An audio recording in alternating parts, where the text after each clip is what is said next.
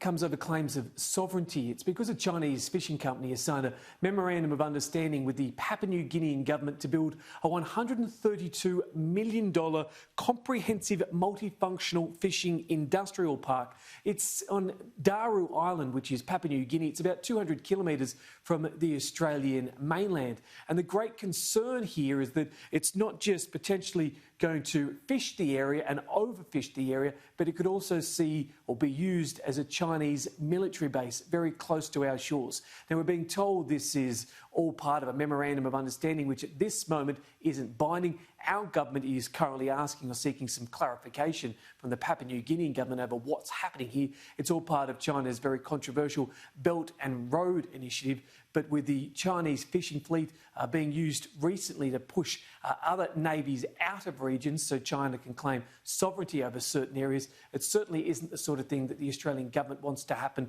so close to our shores, Danica. No, certainly not. And Jono, on another matter, an Australian writer awaiting trial in China has claimed he's being tortured and subject to hundreds of interrogations. Yeah, we've been hearing about Dr Mr Hengjun for some time now. This is a Sydney Morning Herald story. He was apprehended last January. He says he's been interrogated now by Chinese officials more than 300 times. The great concern here is that he's being used as a political pawn between the two countries at the moment, with China dissatisfied with Australia in a number of regards. He's been charged with espionage. He is receiving some form of consular assistance, although it's fair to say not nearly as much as he would like. He has written a letter which has been given to his friends and family. In that letter, and it's a long one, there's a number of claims. We can show you some of it. He says, after 2 years, especially with torture, more than 300 interrogations and a lot of verbal abuse, I'm now in a place of deeper retrospective and introspective meditation. I still have some confidence in the court.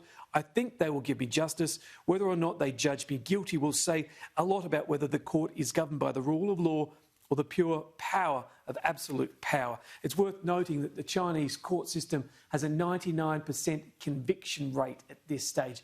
The courts sit under the Chinese Communist Party, so the notion that he might get a free and fair trial is quite fanciful in many regards. He still doesn't know what he's alleged to have done wrong, and neither does our Australian government, apparently. So concerns he's a political pawn, but this one still has a long way to play out, Danica.